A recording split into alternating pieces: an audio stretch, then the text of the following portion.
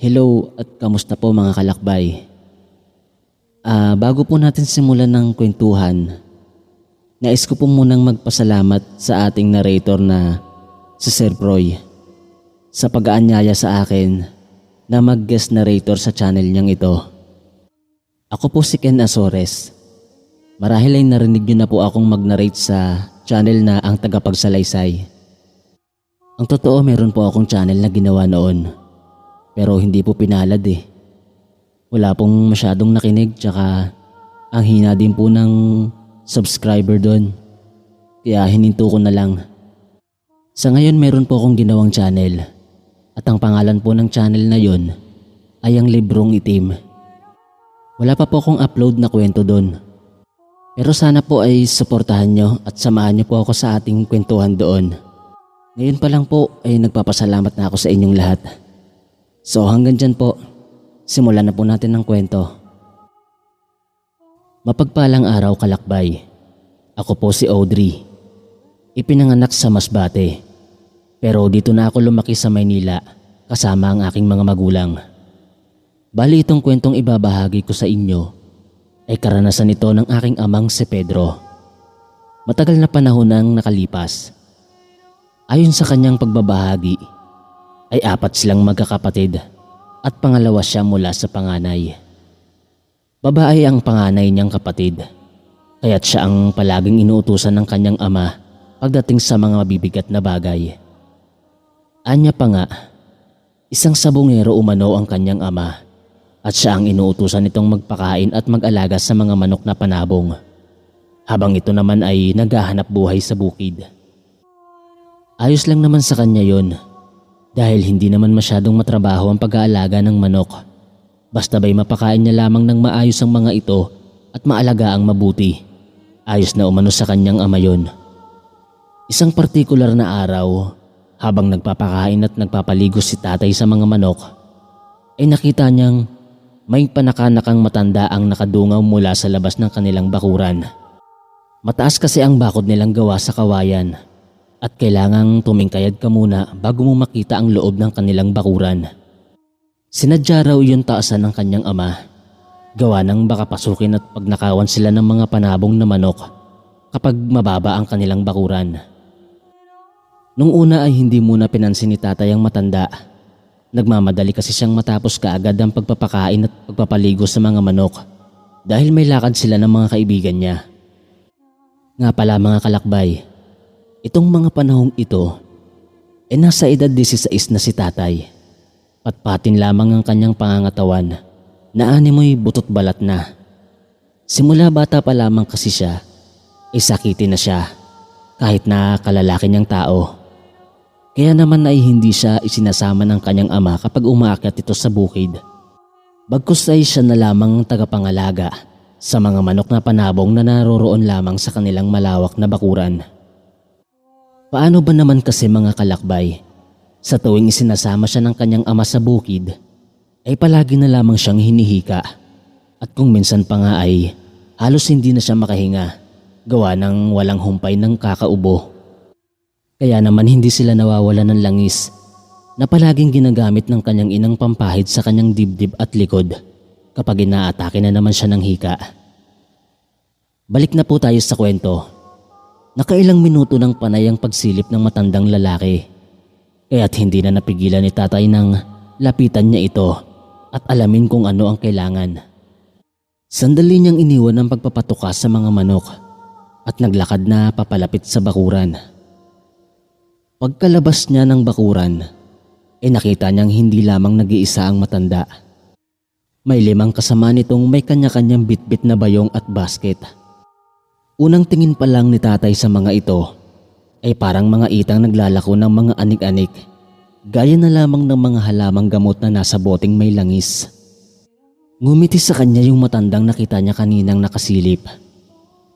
Manong, ano po ang kailangan nyo? Kanina ko pa po kasi kayong napapansin na pasilip-silip sa loob ng bakuran eh. Panimula niyang tanong sa matanda. Ngumiti namang muli sa kanya ang matanda. At nagwikang nagbebenta siya ng iba't ibang klaseng langis. Mayroong panghilot, pangontras sa masasamang elemento, pangontra sa lason, at higit sa lahat ay pangontra sa aswang. Kung gusto ba raw umanong bumili ng kanyang ama. Sumagi naman sa isipan ni tatay na naubos na kagabi ang kanyang langis na pamahid. Kaya't sandali siyang nagpaalam sa matanda at sinabihan itong tatawagin niya lang ang kanyang ina para manghingi ng pambili ng langis. Tumango naman ang matanda at sinundan na lamang siya ng tingin habang naglalakad papasok sa loob ng bakuran at tinungo ang bahay. Nang makita niya na ang kanyang inang nakaupo malapit sa may pintuan, ay kaagad niyang sinabi ritong may naglalako ng langis sa labas ng bakuran. "Di ba po inay, naubusan na tayo ng langis? Baka gusto niyo pong bumili. May nag-aalok po kasi sa labas," anya pa sa kanyang ina. Tumugon naman ang kanyang ina at nagwikang sandali lamang at kukuha lang ito ng pambayad. Tamang-tama kasi, hindi na ito pupunta sa palengke para bumili ng langis. "Sige po inay, sabihin ko lang doon sa mga naglalako na hintayin kayo sandali." Saad ng aking ama at agaran na siyang naglakad pabalik sa labas ng bakuran. Samantalang ang kanyang ina naman ay agad na ring pumasok sa silid nito para kumuha ng perang pambayad sa langis na bibilihin. Makalipas pa ang ilang sandali, ay naglakad ng papalapit sa kanila ang kanyang ina. Siya nga pala kalakbay. Buntis ng 6 na buwan ang kanyang ina sa bunso niyang kapatid. Kaya naman kailangan na rin ito ng langis na pamahid sa tiyan at binti dahil sa may senyales na ng manas sa mga binti nito. Habang naglalakad papalapit sa kanila ang kanyang ina, ay napapansin ni tatay na panay ang paglunok ng laway ng babaeng kasamahan ng matanda't hindi inaalis ang pagkakatitig sa kanyang ina. Marahil ay napansin siya ng matandang panakanakang tumitingin sa babae, kung kaya't panandali ang kinalabit ito ng matanda at narinig niyang sinabihan itong umayos dahil nga dayo lamang sila. Maya-maya naman ay nakangiting lumapit na sa kanila ang kanyang ina at agarang bumili ng 2 bote ng langis. Tuwang-tuwa naman ang matanda at nakiusap ito sa aking ina na kung maaari ay kung pwede ba raw silang makiinom. Tumango naman ang kanyang ina at inaya silang pumasok sa loob ng bakuran. Pagkapasok ng kanyang ina ay napansin ni tatay na dagli-dagling naglakad ang mga ito at animoy nag-uunahang makapasok sa loob ng kanilang bakuran. Nang mga sandaling iyon ay nakaramdam ng kaba si tatay. Gawa ng sa napunan niyang kakaiba ang kinikilos ng babae habang nakasunod sa kanyang ina. Panaka-naka rin itong hinihimas ang tiyan ng kanyang ina at napapangisi. Sabay sabing, "Ang lusog-lusog ng sanggol na nasa sinapupunan mo." Ngumiti lang naman ang kanyang ina bilang pagtugon. Noong papasok na sa loob ng bahay ang kanyang ina, ay akmang susunod na sana ang babae. Mabuti na lamang at napigil niya ito at sinabihang maghintay na lamang sila sa labas ng bahay. Gawa ng hindi pa sila nakakapaglinis at nakakahiyang makita ng mga bisita ang makalat nilang sala. Panandali ang umasim ang ekspresyon ng mukha ng ali at napatingin sa matanda. Marahan naman nitong umiling-iling na para bang sinisanyasan nitong wag nang sumunod ang ali sa aking ina. "Amanong, matanong ko lang po, tagasan po kayo?" tanong niya sa matanda. Seryosong tumingin sa kanya ang matanda at nagwikang galing pa umano sila sa malayong bundok. Bumaba lamang sila para maglako ng mga langis at iba pang mga panindang ginagawa ng kanilang mga katribo. "Ah, ganun po pala. Mabuti na lang at naisipan nyo kaming alokin ng paninda nyo. Tamang-tama po kasi kakaubos lang ng langis na ginagamit ko palagi." Tugon niya sa matanda. Tahimik lamang ang ibang kasamahan ng matanda at bahagyang inilibot ang paningin sa buong paligid. Matapos abutan ng maiinom na tubig ang mga naglalako, ay kanya-kanyang uminom na ang mga ito. Pagkatapos ay nagpaalam na tutuloy na umano sa paglalako ang mga ito. Tumango naman ang aking ina at pinaalalahanan pa ang mga itong mag-iingat. Sa paglipas ng mga oras ay naging maayos naman sila. Hanggang sa noong sumapit na ang gabi, habang nakaupo malapit sa may bintana ang aking ama, ay nakaramdam siya ng kakaibang presensya. Nakalanghap rin siya ng kakaibang amoy at para bang amoy baktol na hindi mo maipaliwanag. Ano ba yung mabahong yun, anak? Nilinisan mo ba yung kulungan ng mga manok kanina? Tanong nito sa kanya. Oo naman po, tay. Hindi ko po kinakaligtaang linisan ng mga kulungan ng manok. Hindi ko nga po alam kung saan nanggagaling ang amoy na yun eh. Wika niya pa sa kanyang ama at napapatakip na rin ang ilong. Maya-maya pa ay nakarinig kami ng mahihinang pag-angil ng mga pusang akala mo'y nag-aaway. Napalatak naman ang kanyang ama at nagtanong kung nakasarado bang maigi ang kanilang bakuran. Baka mamaya ay may nakapasok ng ibang hayop at lapain ang mga manok nito. Tay, kayo po ang huling pumasok kanina. Anya pa sa kanyang ama. Tumangutango naman ang kanyang ama at nagwikang tingnan niya raw ang bakod kung naisara ba ng maayos. Mahirap na at baka masalisihan pa sila ng mga mababangis na hayop na nanggagaling pa sa kagubatan. At baka malapa pa ang mga manok nilang matagal ng pinangangalagaan. Kung hindi niyo po kasi na itatanong mga kalakbay, naninirahan ng aking ama sa dulo ng baryo at malapit na sila sa kagubatan. Kaya nga't ingat na ingat ang kanyang amang walang makakapasok ni pusa man dahil ayaw nitong mauwi lang sa wala ang kanilang pinaghihirapan. Maliban kasi sa pagiging sabongero ng kanyang ama, ay nagbebenta rin ito ng mga panabong na manok, kulungan at tari. Nang sa ganun ay makabawi-bawi man lang umano sila sa mga pinambibiling pagkain sa mga alaga. Sige na Pedro, tingnan mo na kung nakasarang maigi ba ang gate. Muling utos sa kanya ng kanyang ama. Oo na po, titingnan ko na. Tugon naman ng aking ama at agad na nga siyang naglakad palabas ng bahay. Nang makalabas na siya, ay hindi inaasahan na may nasipat siyang malaking pusang kulay itim na nagkukubli sa likuran ng puno ng nyog. Kitang-kita niya yun dahil sa sinag ng liwanag na buwan na tumatama sa kalupaan. Tay! Tay, may nakapasok na pusa dito! Sigaw niya. Napamura naman ng kanyang ama nang marinig ang sinabi niya, kung kaya't dali-dali itong lumabas ng bahay para sana'y habulin nila ang pusang nakita ng aking ama. Subalit mabilis nang kumilos ang pusa. Bago pa man makalapit ang kanyang ama, ay kumaripas na yun ang takbo. Walang pag-aalinlangang tumalon yun sa bakuran. Gulat naman silang mag-ama dahil sa nakita nilang mabilis na pagkilos ng pusa. Putik na pusa yun ah. Huwag lang talagang makabalik-balik dito ang animal na yun at makikita niya. Talagang kakatayin ko siya bago pa man niya malapa ang mga manok natin. Inis na wika ng kanyang ama. Dahil sa wala na nga silang naabutang hayop, ay bumalik na lamang sila sa loob ng bahay. Kinabukasan pagkagising nila ng umaga, ay bumungad sa kanyang ama ang 3 pirasong patay na manok. Wakwak ang tiyan ng mga ito at wala nang lamang loob. Galit na galit ang kanyang ama at halos mag-hysterical na dahil sa nangyari. Lalo na at ang mga malalaking panabong na manok pa ang mga nangamatay. Sa tingin nyo, anong klaseng hayop kaya ang pumatay sa mga manok mo, paring Rogelio? Parang nakakakilabot namang isipin, no? Anong klaseng hayop ba ang lumapa dyan at mga lamang loob lamang ang kinain? Bulalas na tanong ng kapitbahay nilang si Ka Pablo. Hindi ko nga din alam paring Pablo eh. At saka kagabi, maghahating gabi na pero hindi gaanong makatulog si Mrs. dahil sumasakit ang kanyang tiyan. Nung nilagyan ko naman ng langis na nabili niya kahapon, parang mas lalo lamang lumala ang pananakit niyang tiyan niya eh. Anya pa ng kanyang ama sa kumpare nito. Dagdag pang wika nito, nakarinig din siya umano ng ingay kagabi sa silong ng bahay at parang nagsisipagpalakpakan umano ang mga yun. Pero nung silipin niya sa siwang ng kawayan, inakita niyang mga asong mahaba ang tenga ang naroroon sa silong. Sumisingot-singot iyon na parabang may hinahanap habang kinakawag-kawag ang mga malalapad na tenga.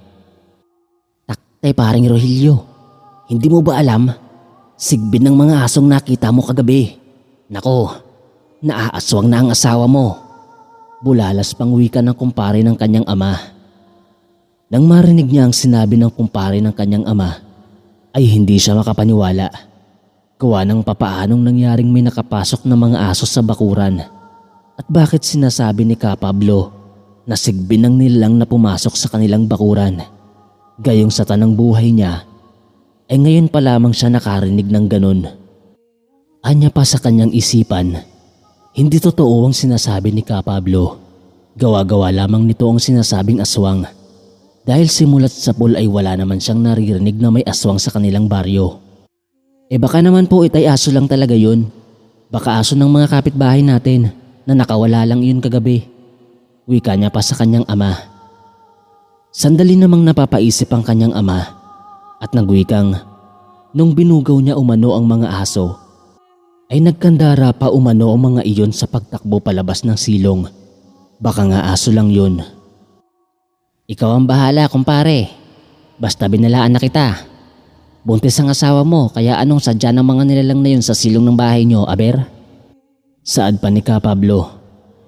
Matapos nga ang usapang iyon, ay napagpasya na lamang ng kanyang amang ilibing ang mga namatay na manok. Kahit naman kasi maglulupasay siya, ay wala ring magagawa. Hindi na maibabalik pa ang mga nangamatay na hayop. Isa pa ay hindi naman nila pwedeng kainin yun. Gawa ng ayon kay Kapablo, baka aswang ang mga dumali sa mga manok.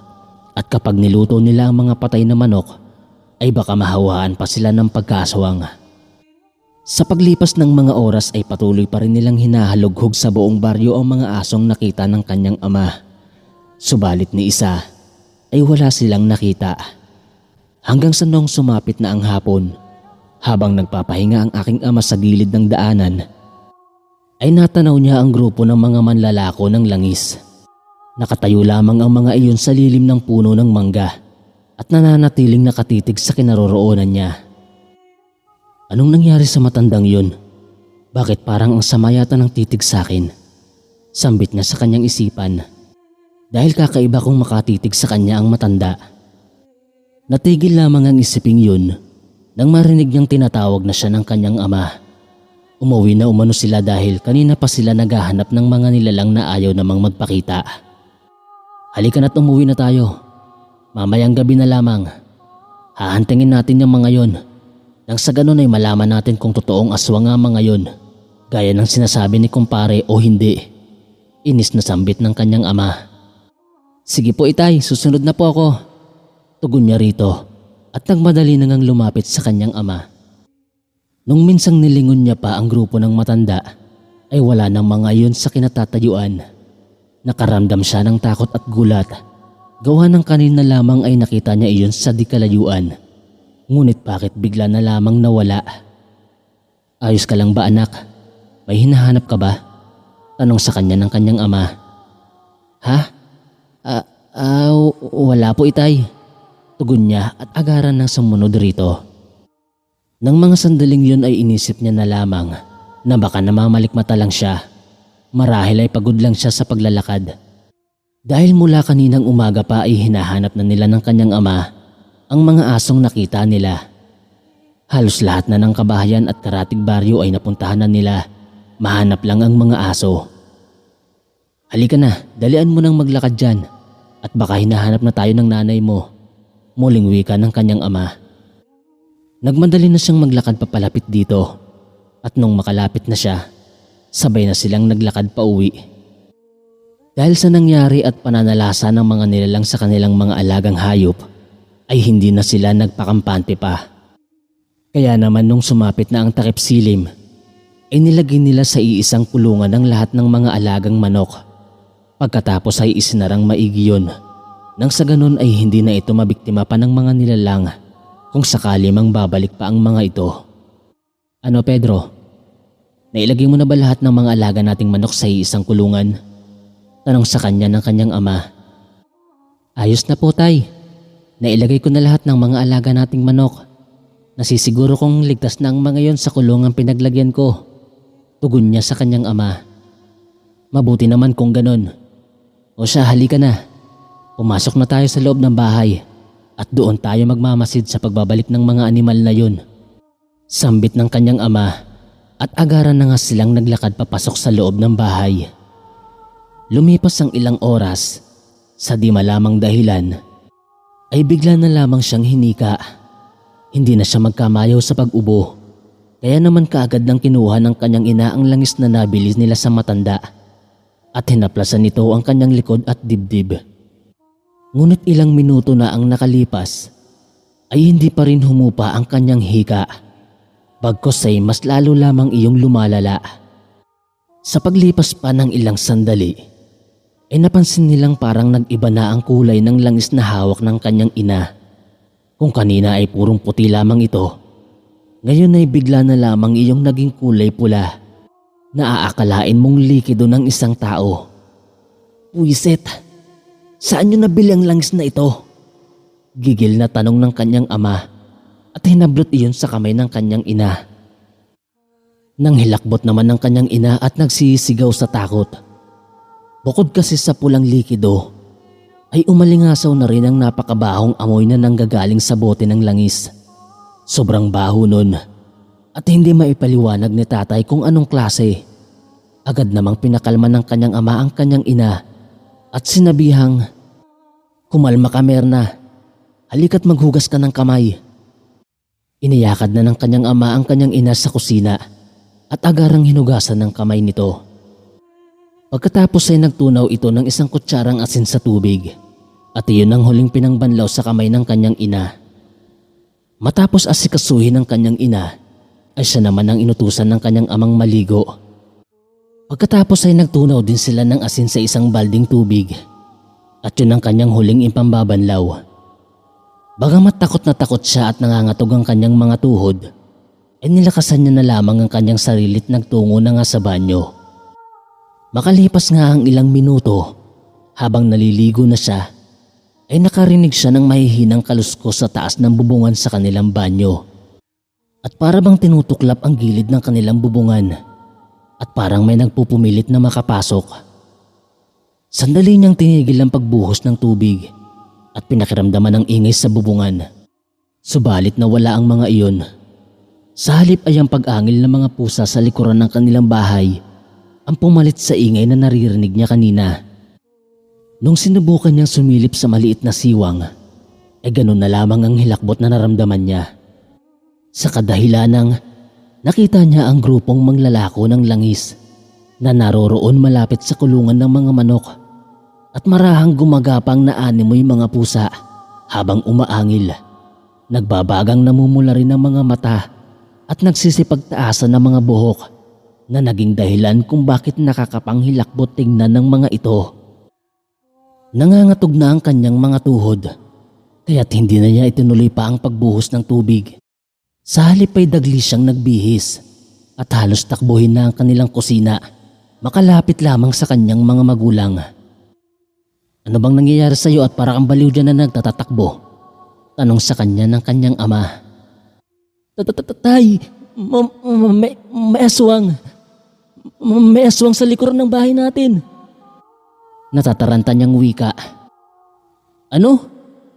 Teka sandali at kukunin ko lang ang buntot ng pagi na pinahiram sa akin ni Paring Pablo." Wika ng kanyang ama at patakbo na ngang tinungo ang kanilang silid. Maya-maya pa, paglabas ng kanyang ama ay may bitbit na itong buntot ng pagi at itak. Iniabot sa kanya ang itak at sinabihan siyang sumunod dito. Kahit natakot na siya at patuloy pa rin sa pag-ubo, ay wala na siyang nagawa kundi ang sumunod sa kanyang ama. Walang pagdadalawang isip na lumabas ng bahay ang kanyang ama't agaran ng tinungo ang likuran ng kanilang bahay kung saan naroroon ang mga nakakulong na manok. Nung papalapit na sila ay mga naglalakihang mga pusa ang nakikita nila. Galit na galit namang sinugod ng kanyang ama ang mga ito at walang habas na pinaghahambalos ng buntot ng pagi habang pinagmumurat galit na galit. Sigaw naman ang sigaw ang aking ama't humihingi ng tulong sa mga kapitbahay kahit na hinihika siya. Para tuloy siyang asong kahul ng kahul. Bago pa madambahan ng kanyang ama ng nakakakilabot na nilalang, ay narinig na nila ang boses ni Ka Pablo. Nang lingunin nila yun, ay nakatalon na sa kanilang bakuran ng kumpare ng kanyang ama't sumisigaw ito na may binibigkas na lengguwaheng hindi nila maintindihan. Kitang-kita ng aking amang nagsisipag-atrasa ng mga nilalang habang umaangil at hindi inaalis ang pagkakatitig kay Ka Pablo na para bang takot na takot ang mga ito. Hanggang sa noong ilang hakbang na lamang ang layo ni Ka Pablo ay walang sabi-sabing kumaripas ng takbo ang mga ito palayo. Sige, subukan niyong bumalik ulit rito at makikita niyo ang hinahanap niyo. Mga inutil kayong mga aswang. Sigaw ni Ka Pablo at bago pa man makatalon sa bakuran ay pinagbantaan pa ni Ka Pablo ang mga ito. Matapos iyon ay tinulungan na ni Ka Pablong makatayo ang kanyang ama. Natumba kasi yun kanina nang kamuntikan ng dambahan ng aswang. Ayos ka lang ba, pre? Tanong ni Ka Pablo sa kanyang ama. Tumango naman ang kanyang ama at nagpasalamat dito. Sa paglipas ng ilang sandali ay pumasok na sila sa loob ng bahay. Nang nasa loob na nga sila ay doon na ikiniwento ni Ka Pablo na noong magdadapit hapon ay may napansin siyang grupo ng mga maglalako ng langis na aakalain mong mga mangyan. Titig na titig ang mga ito sa gawin ng bahay nila tatay. Kaya't binaliwala niya lamang yon at pinakiramdaman. Nung sumapit na nga ang dilim, ay natanaw niyang nakatingin sa bahay ng aking ama ang grupo ng matanda. Ngunit nung kumain lamang siya't nalingat sandali, ay narinig niya nang sumisigaw ang aking ama't humihingi ng tulong. Daglian naman siyang lumabas ng kanilang bahay. At bago pa man siya makalapit sa aking ama, ay nag-usal na siya ng poder at mga tigalpot pamarusa at ibinato yun sa mga aswang. Kaya pala ayon sa aking ama, nung makita niya ang mga nilalang, ay dahan-dahan iyong umaatras habang umaangil na para bang nasasaktan ng mga iyon. Yun naman pala ay sa pamamagitan ng orasyong pamarusa ay pinapatamaan na pala ni Ka Pablo ang mga ito. Humingi naman ng paumanhin ng kanyang ama dahil hindi kaagad siya naniwala sa babala ng kanyang kumpare. Kahit na isa itong manggagamot ay hindi niya ito pinakinggan. Walang problema yun, pre. Huwag na kayong mag-alala dahil hindi na kayo babalikan pa ng mga aswang na yon. Bukas na bukas ay maglalagay ako ng pangontra ng aswang sa bawat baligid ng bakuran ninyo. Nang sa ganun ay wala nang makakalusot pang aswang. Nito pa ni Pablo. Matapos nga ang pangyayaring yun mga kalakbay, ay hindi na sila muling ginambala pa ng mga aswang. Hindi na rin nagpakita pa ang grupo ng mga maglalako ng langis. Dito ko na po tatapusin ang kwento ng aking ama. Maraming salamat po.